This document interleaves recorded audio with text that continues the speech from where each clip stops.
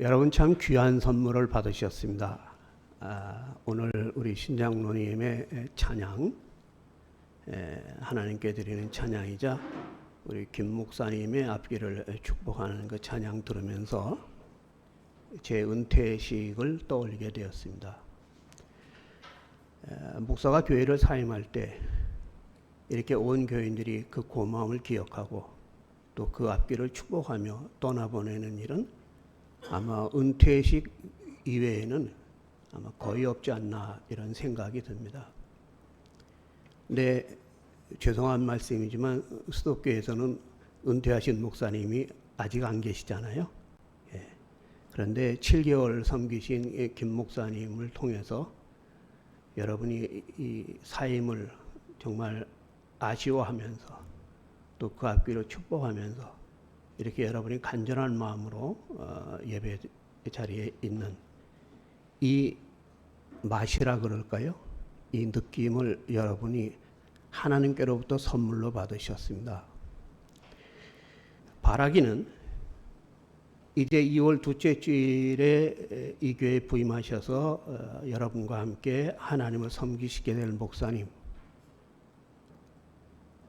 그분이 언제 이 교회를 떠나시게 될지는 누구도 모르지만 그분이 떠나실 때에도 여러분이 이와 같은 자리에서 그분의 떠나심을 한없이 고마워하고 한없이 아쉬워하고 한없이 축복하면서 떠나보내게 되는 그런 그 기쁨을 미리 맛보신 거니까 그 기쁨을 나눌 수 있도록 여러분이 늘 힘과 사랑과 정성을 다해서 목사님과 함께 하나님을 늘 기쁜 마음으로 섬겨 가시기를 바랍니다. 1월의 마지막 주일 주연절 넷째 주일을 허락해 주셨습니다. 오늘도 예배의 자리로 불러주시고 하나님의 말씀을 들려주십니다. 하나님께서 허락하신 그 두 말씀, 다윗과 바울 사도의 고백을 통해서 하나님께서는 여러분과 어떻게 함께 해주시며 하나님께서는 여러분 앞에 어떻게 나타나 주시며 또 하나님께서는 여러분에게 어떤 은혜와 사랑으로 여러분의 앞길을 인도해 주실지를 오늘 말씀을 통해서 약속해 주십니다. 오늘 이 일을 생각하면서 하나님의 말씀을 함께 받게 되기를 바랍니다. 시편 18편 28절 29절에서 다윗은 고백을 합니다. 주께서 나의 등불을 켜시며 여호와 하나님이 내 흑암을 밝히시리다.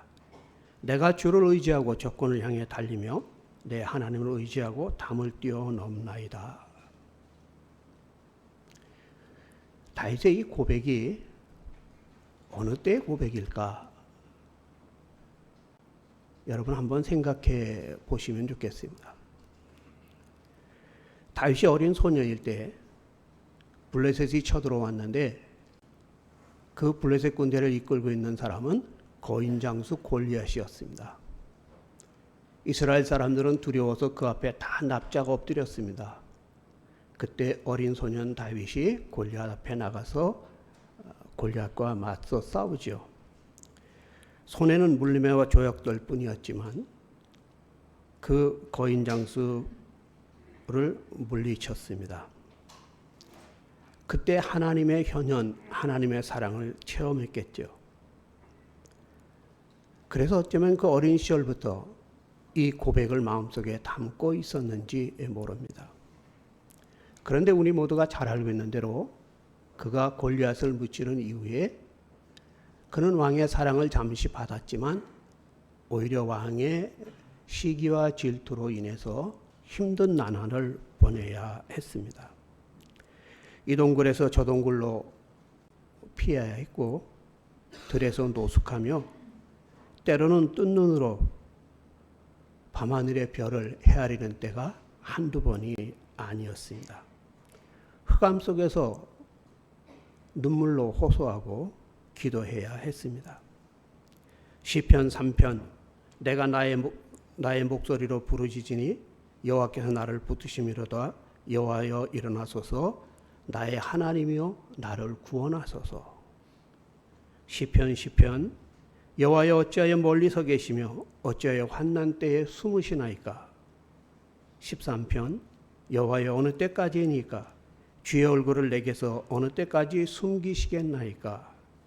눈물로 베개를 적시며 하나님을 바라보았지만 정작 하나님의 현현을 간절히 바라고 있는 그때에 하나님의 현현을 볼 수가 없었습니다.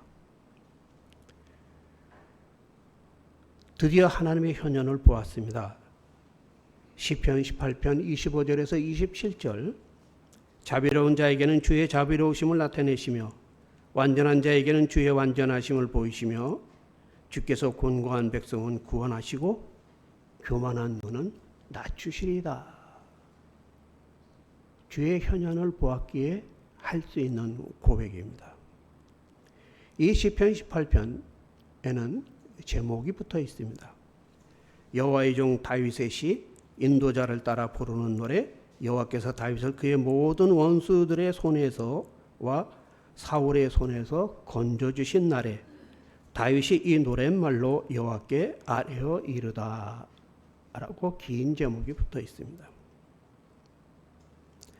하나님의 현현을 보았고 하나님의 현현 안에 나타난 그 사랑으로 마침내 이스라엘의 왕이 되어 온갖 영화를 누렸습니다.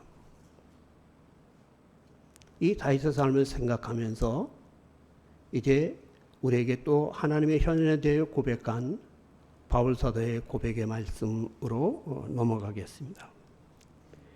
빌립보서 4장 10절 내가 주 안에서 크게 기뻐함은 너희가 나를 생각하던 것이 이제 싹이 나미니 너희가 또한 이를 위하여 생각은 하였으나 기회가 없었느니라.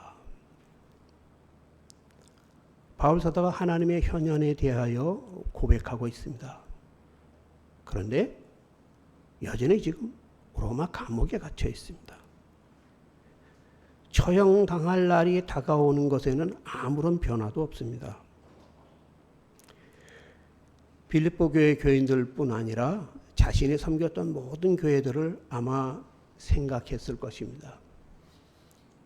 섬겼던 모든 교회들을 생각해 보면 마음의 안타까움이 적지 않습니다. 빌립보 교회 교인들만 보아도 그렇습니다. 자기들의 문제로 서로 다투고 있습니다. 주의 일을 한다고 하지만 마음을 합하지 못하고 있습니다. 정말 이들이 내가 그들에게 전해주었던 말씀을 기억한다면, 아니 말씀은 기억 못해도 그들과 함께했던 이 나 바울을 그들이 조금이라도 생각한다면 이럴 수는 없을 거다 하는 생각이 그의 마음속에 얼마나 많이 있었겠습니까?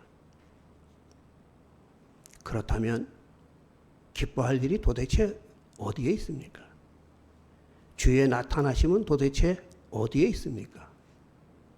기뻐할 일이 하나도 없는 거기에 나는 주님의 나타나심 현현을 보았다는 바울의 고백은 정말 진실일까? 마음의 의문마저 들게 됩니다. 그의 고백, 하나님의 사랑과 현현을 보았고 느꼈다고 하는 그 고백을 다시 한번 생각해 봅니다. 내가 주 안에서 크게 기뻐함은 너희가 나를 생각하던 것이 이제 싹이 나미니 너희가 또한 이를 위하여 생각은 하였으나 기회가 없었느니라. 무슨 말인지 잘 이해가 안 되는 그런 긴 문장입니다. 그런데 한마디로 얘기하면 이런 거예요. 너희가 나를 잊어버린 것 같았는데 내가 돌이켜 가만히 생각하니 너희가 나를 잊어버린 게 아니었더라. 그리고 너희 속에서 너희가 나를 생각하는 것이 너희 안에서 다시 싹이 일어나고 있었고 너희가 그 생각과 그 생각에 따른 행동을 나에게 보여줄 기회가 없었을 뿐이지 너희 안에는 그런 것이 있었더라 하는 바울 사도의 고백입니다.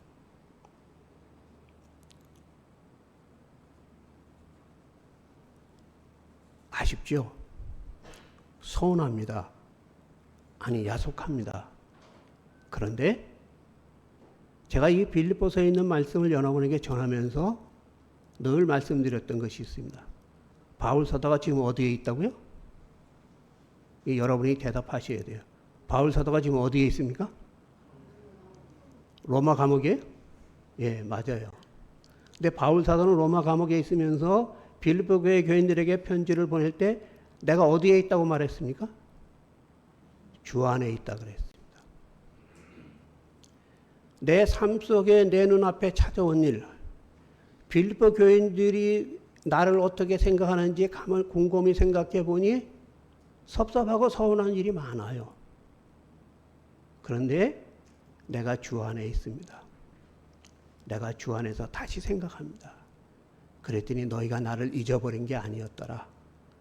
너희 마음속에 그 나를 향한 생각이 다시 싹이 나고 있고 너희가 나에 대한 그 생각과 그 생각을 행동으로 옮길 그 사랑의 행위들을 내게 보여주지 못한 것은 기회가 없었을 뿐이지 너희 마음속에 하나님이 역사하셔서 내가 너희들에게 전하는 그 말씀 그대로 너희 속에서 선한 일을 시작하신 이가 그리스도 예수의 날까지 그것을 이루실 것을 멈춘 것이 아니라 그 사랑 안에 너희들이 여전히 있기에 나는 주 안에서 그것을 볼 수 있었고 그것을 보기에 나는 여전히 지금 이 형편과 처지는 힘들고 괴롭지만 나는 오히려 기뻐할 수 있노라. 나는 기뻐합니다. 이렇게 고백하고 있는 것입니다.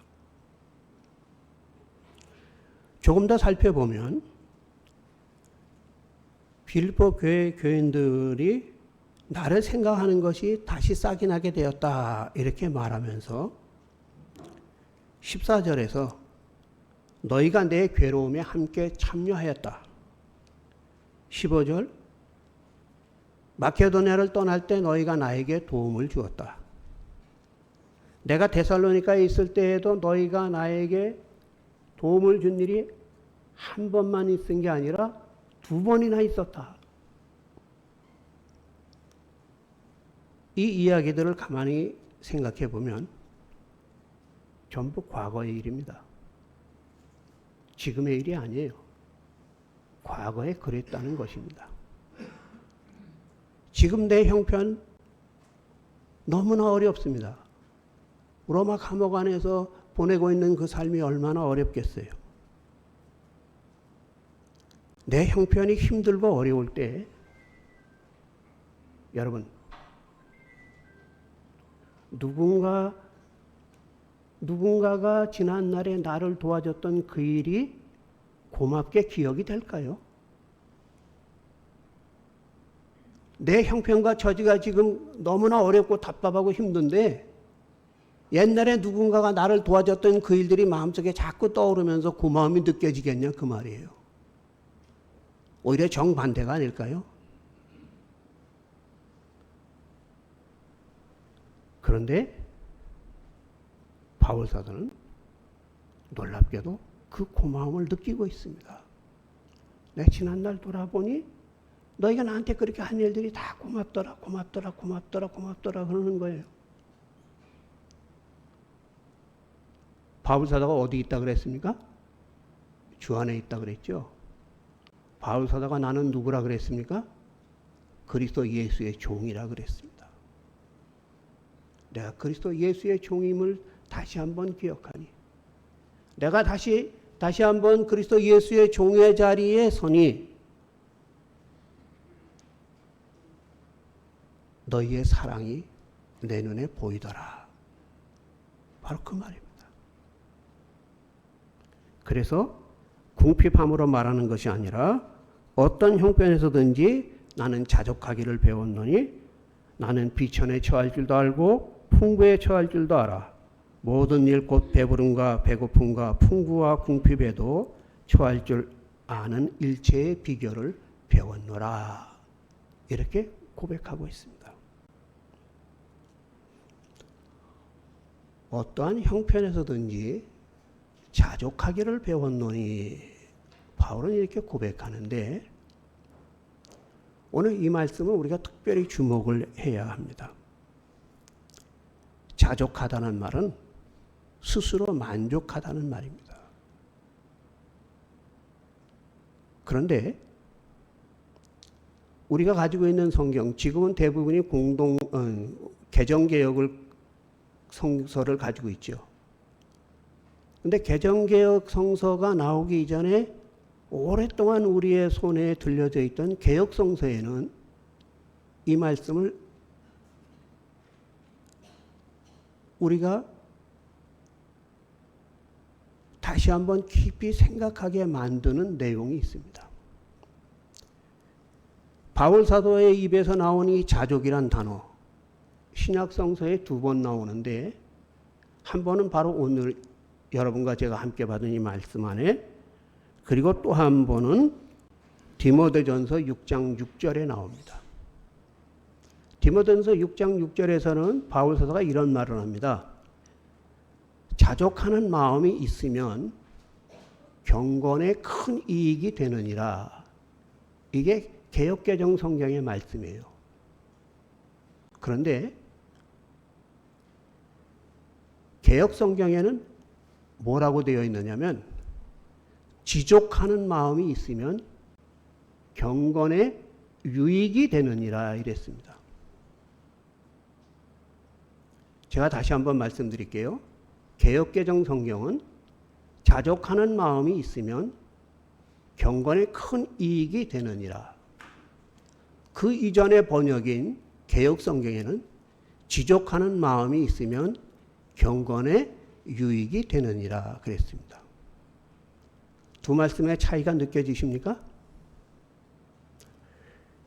개역 성경은 지족이라 그랬어요. 그건 스스로 만족하는 게 아니라 그 단어의 뜻을 살펴보면 족한 줄을 아는 거예요. 족한 줄을 아는 마음, 지족하는 마음이 있으면 경건에 유익이 되느니라 그랬어요. 그런데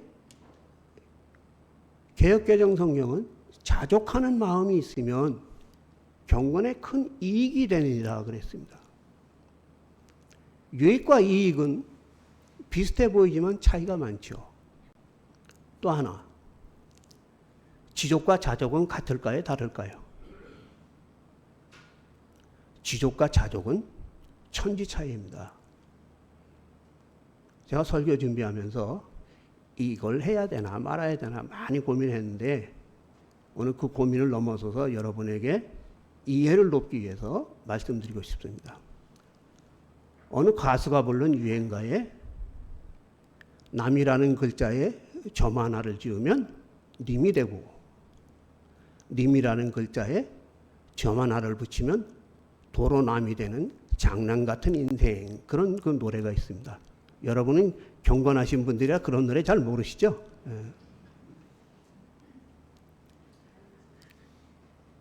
님과 남 비슷해 보이는데 점 하나의 차이에 얼마나 많은 게 달라지는가. 지족과 자족이 마찬가지입니다. 자족, 스스로 만족, 아담의 후예인 인간은 자족을 모릅니다.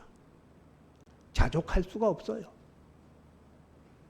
그래서 언젠가 여러분에게 말씀드렸던 잠언 30장 아굴의 잠언에 아굴은 그 15절에서 이렇게 말합니다. 거머리에게 두 딸이 있으니 다고다고 하느니라. 인간은 거머리처럼 달라붙어서 하나님께 들러붙어서 다고다고만 하는 인간이지 언제 한번 자족해서 하나님 이제 은혜 그만 주셔도 돼요. 하나님 나 이제 이만큼 여기까지만 사랑해 주셔도 돼요. 그래 본 적이 인간이 있다는 거예요? 없다는 거예요? 그래 본 적이 없어요. 아브라함이 그래 봤습니까? 무슨 다윗이 그래 봤습니까? 무슨 솔로몬이 그래 봤습니까? 인간은 하나님께 거머리처럼 들러붙어서 뭐만 한다고요? 주시옵소서만 해요. 다고다고만 해요. 인간은 자족을 몰라요. 그런데 성경이 이상하게도 자족하는 마음이 있으면 경건에 이익이 된대요. 개역 성경은 지족하는 마음이 있으면 족한 줄을 아는 마음이 있으면 경건에 유익이 된다고 말씀하셨습니다. 인간은 거머리처럼 하나님 앞에 달라붙어서 하나님께 달라붙어서 다고다고 하느니라 이야기했던 아굴이 하나님께 드렸던 기도를 여러분 기억하시죠? 제가 전해드렸던 말씀에 있습니다. 내가 죽기 전에 두 가지만 구하겠사오니 가난하기도 마옵시고 부하게도 마옵소서. 내가 가난하여 도적질하여 하나님의 이름에 하나님의 영광에 욕을 돌릴까 하며 내가 부하면 배불러서 하나님이 누구냐? 나 하나님 모른다. 이렇게 할까봐 두려우니 나라 하여금 어떻게 해달라? 가난하게도 말고 부하게도 말게 해달라. 이것이 그의 기도였습니다. 자족하겠다는 얘기가 아니에요. 그의 기도의 내용은 뭐예요? 족한 줄을 알게 해달라는 것입니다. 있으면 있는 만큼 여전히 어렵지만 그 안에서 하나님의 은혜와 사랑을 통하여 주의 사랑이 족하고 주께서 내게 베푸신 것이 족하고 그 부족함 속에서 나에게 새로운 길과 새로운 방향을 제시해 주시는 하나님의 사랑을 볼 수 있어서 족하다는 마음을 가지게 해달라는 것입니다.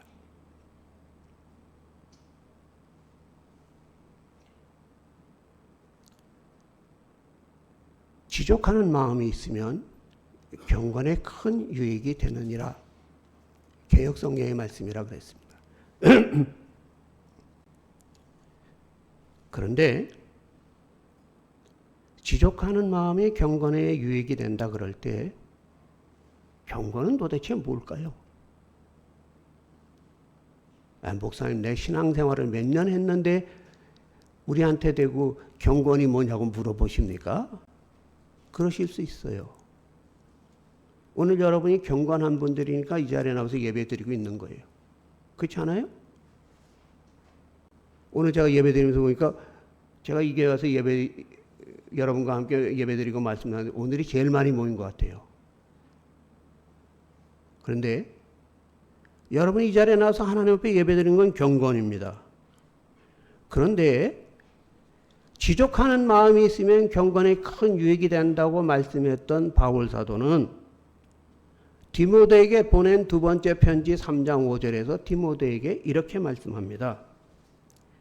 경건의 모양은 있으나 경건의 능력을 잃어버린 자에게서 내가 돌아서라.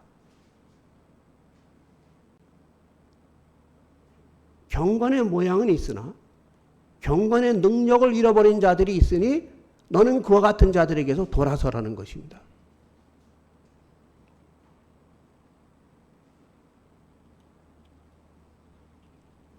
하나님 앞에 나와서 예배드리는 건 경건이에요. 그러나 이것이 모양만의 경건이 아니라 경건의 능력이 되려면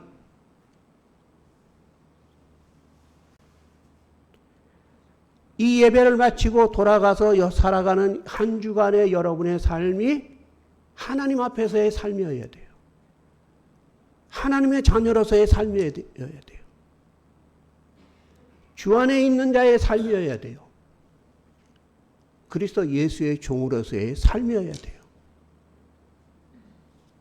이 두 개가 묶어지지 않은 채 여러분이 주일에만 11시 시간 맞춰서 이 자리에 나서 예배드린다면 그것은 경건의 모양을 갖추는 데 지나지 않는 거예요. 여러분의 경건은 이 자리에 나와서 예배드리는 것으로 그치는 경건이 아니라 여러분이 이 자리에 나와서 하나님 앞에 예배드리고 하나님의 은혜와 사랑 그 현현을 본 기쁨을 가지고 저 존귀한 자의 문으로 들어왔던 저 문을 통해서 나가서 여러분이 그리스도 예수 안에서 살고 있는 사람임을 세상에서 보여줄 때 여러분의 경건이 드러나게 되는 거예요.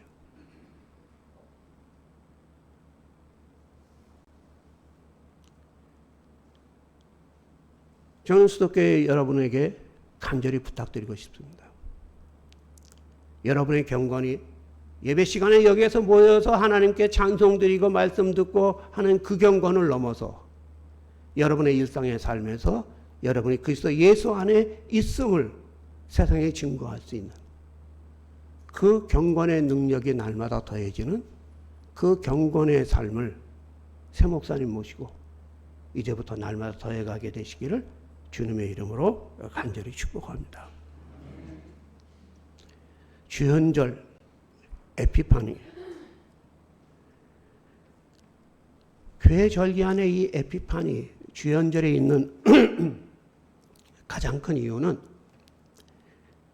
표면적으로는 예수님께서 마구간 말구유로 이 땅에 오셨는데 30살에 공적인 하나님의 아들로서의 공적인 삶을 사시기 전에는 그 이전은 에피파니라고 얘기를 안 해요. 그러니까 예수님이 하나님의 아들로서 공적인 삶을 나타내 주셨다. 그것을 기념하고 그것을 기억하고 그것을 감사하는 절기가 에피파니예요. 주연절이란 말이에요. 그런데 이 땅에서 공생애를 시작하신 예수님, 하나님의 아들로서 공생애를 시작하신 예수님의 첫 번째 말씀이 있습니다. 그게 마태복음 5장에 있는데요. 팔복의 말씀을 이어서 바로 예수님께서 이런 말씀을 하십니다. 마태복음 5장 13절에서 16절입니다.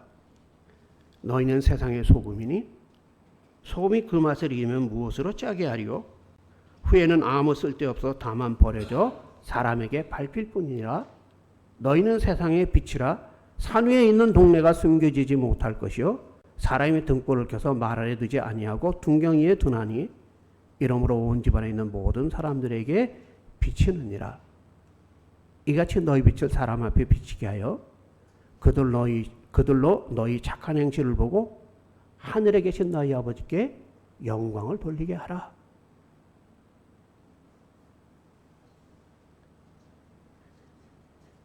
예수님의 말씀을 들은 이 사람들은 예수님이 산 위에 오르셨을 때 그 산 밑에 산에까지 따라온 사람들이에요.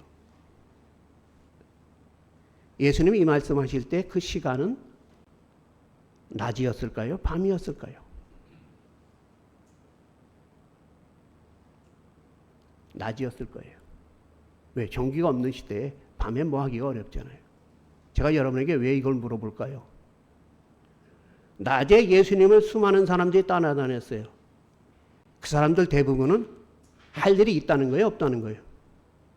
응? 할 일 없는 거예요. 어떻게 보면 건달 같은 사람들이에요.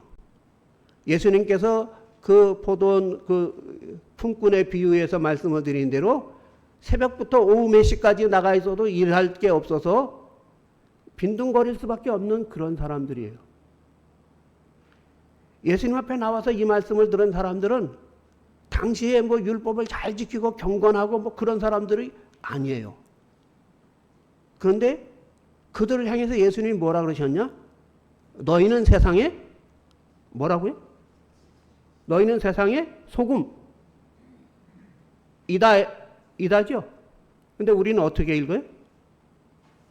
소금이 되라로 읽어요.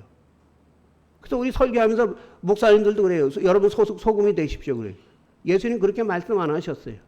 너희는 세상의 소금이 되라가 아니라 뭐예요? 너희는 세상의 소금이다예요. 왜? 하나님이 너희 아버지시니까. 너희 아버지 되신 하나님이 너희를 세상에 보낼 때 너희의 직업이 무엇이든 너희가 살아가는 삶이 어떤 처지에 있든 너희가 아무리 궁핍하고 힘들더라도 너희는 하나님의 자녀인 것이 변함이 없으며 너희가 내 사랑 안에 있는 것이 변함이 없으며 내가 너희를 세상에 보낼 때 나는 너희를 세상의 빛과 소금으로 보냈다. 이것이 하나님의 사랑이기에 그 앞에 나온 모든 사람들에게 소금이 되라 그랬어요?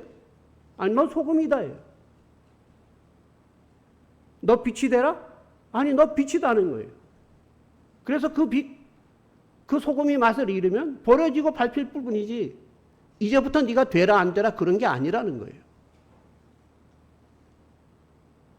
제가 이 말씀을 여러분에게 강조해 드리는 이유가 있습니다.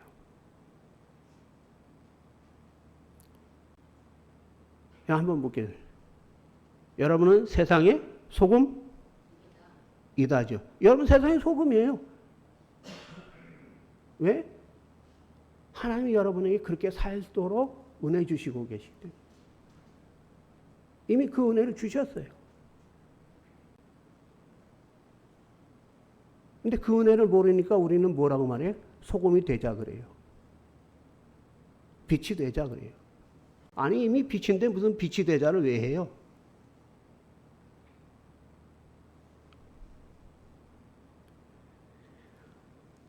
아까 다윗의 고백을 우리가 들었습니다. 하나님의 은혜로 왕이 되었습니다. 그가 고백을 했죠. 자비한 자에게는 주의 자비하심을 보이시며 사특한 자에게는 주의 교묘하심을 보이시며, 그렇게 얘기하던 사람이 하나님의 현현을 그 안에서 보았다는 사람이 왕이 된 이후에 한 행동이 엄청 놀랍습니다.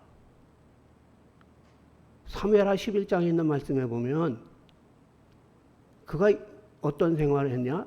성경이 이런 말을 해요. 부하들이 전쟁터에 나가 있는 때 성경이 뭐라고 말하냐? 저녁 무렵에 다윗이 자리에서 일어나 그래요. 다시 한번 말씀드립니다. 저녁 무렵에 다윗이 자리에서 일어나. 언제까지 잤다는 거예요? 아침을 지나서 저녁 무렵까지 잤다는 거예요. 도대체 밤에 뭐 했으면 그렇게 잘까요? 텔레비 봤을까요? 뭐 했는지 몰라요. 근데 지금 부하들은 어디가 있다는 거예요? 전장에 나가 있어요. 싸움터에 나가 있어요. 또 한 가지 놀라운 사실은 저녁 무렵에 일어난 다윗이 뭐 했을까요? 왕궁 옥상에 올라갔더니 저 건너편에 웬 여자가 목욕하고 있는 게 보여요. 그게 밧세바예요. 그래서 그 여인 데려오라고 그러고 그 여인하고 그 관계를 맺고 그 여인하고 여차여차해서 아이가 생기니까 그 아이의 책임을 떠넘기려고 우리아를 불렀는데 우리아가 우직하게 말을 안 듣고 아내한테 들어가지 않으니까 다시 전방으로 보내면서 그 손에 편지를 들려보냅니다. 말씀드렸죠? 그 편지가 뭐예요? 너희가 적과 싸울 때 우리아를 맨 앞장서서 내보내고 걔만 남겨두고 너희 다 후퇴해라. 그래서 걔를 적군의 손에 죽게 하라는 거예요. 다윗이 고백했습니다. 하나님의 현현을 보았다고 고백했습니다. 하나님의 사랑을 보았다고 고백했습니다. 자비한 자에게는 주의 자비하심을 나타내 보이신다고. 주의 자비하심을 본 사람이 이럴 수가 있나요?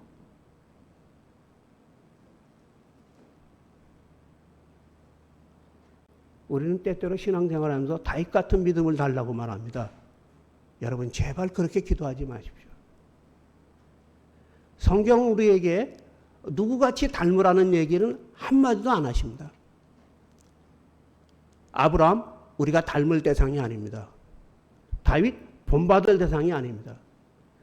성경에 그 수많은 사람들의 이름이 나오고 그 사람들의 삶의 이야기가 나오는 이유는 우리와 똑같은 인간, 아니 우리보다 더 못한 인간을 하나님이 사랑으로 택하신 후에는 끝까지 그를 버리지 않고 그를 붙들고 하나님의 사랑이 그 사람 안에서 나타나기까지 하나님은 그를 외면하지 않으시는 분이라는 사실을 증거하기 위해서 그 인간들이 등장하는 거지, 그 인간들 중에 누구 하나 본받아서 우리도 그렇게 살고 그들이 간간히 그 누렸던 그 영화 복을 우리가 누릴 수 있을 거다, 이런 기대를 가지라는 말씀이 전혀 아닙니다.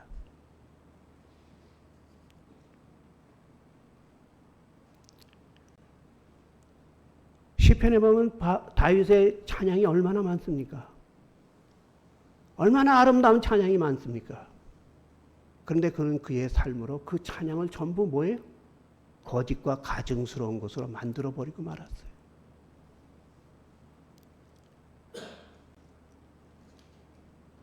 바울 사도는 하나님의 현현과 그 사랑을 보았다고 고백을 했습니다. 그런데 여러분 사도행전을 보십시오. 나면서부터 걷지 못하는 사람을 고쳐줬어요. 감옥에 갇혔을 때 간절히 기도해서 감옥의 문이 열렸어요. 바울의 능력이 얼마나 큰지 사람들이 바울을 모셔가기 어려울 때는 바울이 쓰던 손수건이나 앞치마를 가져다가 병자들에게 놔도 병자들이 일어났다는 거예요. 사도행전 27장 로마도 가는 길에 만난 풍랑 속에서 바울 때문에 수많은 사람이 살았고 멜데 섬에서 독사에게 물렸지만 그 독사의 맹독이 바울을 해치지 못했습니다. 바울에게 나타난 하나님의 사랑, 하나님의 현현이 얼마나 바울에게 큰 능력이 됐습니까? 이 능력을 빌립보 교인들도 압니다. 이 성경 말씀을 읽는 사람들도 압니다. 우리들도 압니다. 그런데 바울 사도는 빌립보 교인들에게 이것이 능력이라고 말하지 않습니다. 뭐가 능력이라고 말해요? 내가 비천에 처할 줄도 알고 풍부에 처할 줄도 알아. 일체의 모든 것을 감당하면서 그 안에서 족한 줄을 알게 되는 그것이 내 능력이라고 바울 사도는 고백을 하고 있는 것입니다.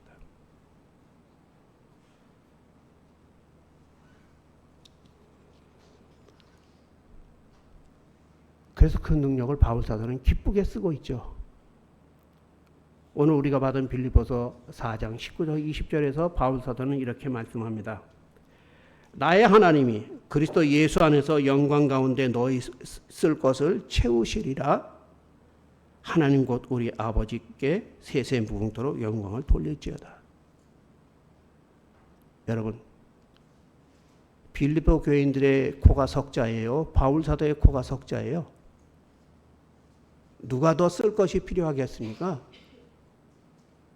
야, 내가 마지막으로 너에게 부탁하는데 내가 아직 살아있는 동안 며칠, 얼마 더 살지는 모르겠지만 당장 쓸 게 없고 필요하니까 내 쓸 것을 좀 채워주시도록 하나님께 기도해달라 이래야 되지 않을까요? 그런데 바울 사도는 감옥 안에서 감옥 밖에 있는 빌립보 교인들을 위해서 하나님의 이름으로 축복하며 기도하며 축복합니다. 하나님이 그리스도 예수 안에서 영광 가운데 너희의 쓸 것을 채우시리라.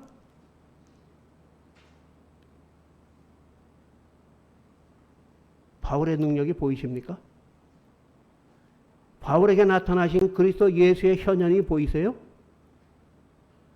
그래서 예수께서 바울에게 주신 은혜가 보이시냐고요.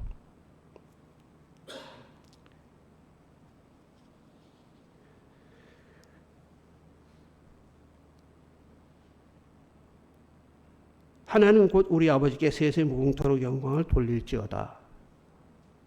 여러분, 이 말씀 권면일까요? 명령일까요? 뭔가 그쪽으로 들리죠? 그런데 권면도 명령도 아닙니다. 빌립보서 1장 10절에서 11절을 보십시오.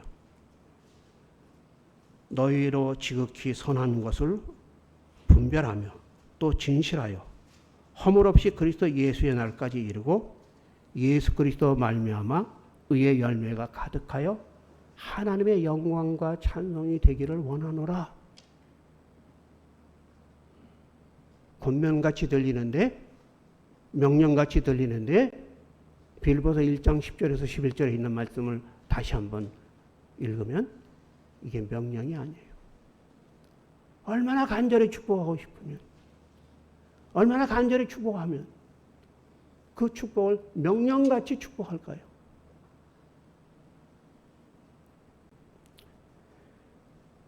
새해 넷째 주, 주연절 넷째 주일, 1월의 마지막 주일, 오늘 허락하신 말씀 안에서 우리에게 현현하신 주님을 만나시게 되기를 주님의 이름으로 간절히 축복합니다.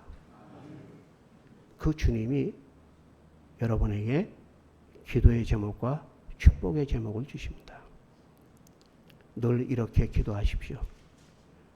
언제 어디서나 무슨 일을 만나든지 나로 주 안에 있게 하소서. 내가 주 안에 있음을 잊지 않게 해 주소서. 늘 이렇게 축복하시길 바랍니다. 언제 어디서나 어떤 일을 만나든지 늘 주 안에 있게 해 주소서. 늘 주 안에서 생각하고 늘 주 안에서 하나님을 바라보며 하나님의 자녀로 살아가는 내 사랑하는 아들, 내 사랑하는 딸, 내 사랑하는 남편, 내 사랑하는 아무개가 되게 해 주옵소서. 바울 사도 디모데에게 보낸 둘째 편지 2장 13절에서 그리고 그 마지막 장 4장 22절에서 이렇게 말씀하고 축복합니다. 우리는 미쁨이 없을지라도 주는 항상 미쁘시니 자기를 부인하실 수 없느니라. 나는 주께서 내 심령에 함께 계시기를 바라노니 은혜가 너희와 함께 있을지어다. 아멘. 저도 이 말씀을 따라서 여러분을 축복합니다. 여러분도 서로를 바라보며 이 말씀 안에서 축복하시기를 바랍니다. 그리고 늘 이 자리에 나올 때마다 그 축복을 나누는 기쁨, 그 축복을 일상 속에서 누리게 된 것을 감사하며 서로에게 고마움을 품고 이 자리에서 만나서 함께 하나님께 영광을 돌리는 수도교회가 되시기를 주님의 이름으로 간절히 축복합니다. 기도하겠습니다. 주연절 넷째 주일을 주셨습니다. 주의 전에 나와 예배하게 해주시고 주님의 말씀을 듣게 해주시고 주님의 현현을 보게 해주셨습니다. 주 안에 늘 있게 해주옵소서. 늘 주 안에서 생각하게 해주옵소서. 언제 어디서든지 무슨 일을 만나든지 주님을 바라보는 가운데 내가 주 안에 있음을 기뻐하며 찬송하며 살아가게 해 주옵소서. 그 기쁨이 날마다 더해지고 영원까지 이르게 하여 주옵소서. 우리 주 예수 그리스도의 이름으로 감사하며 기도되옵나이다. 아멘.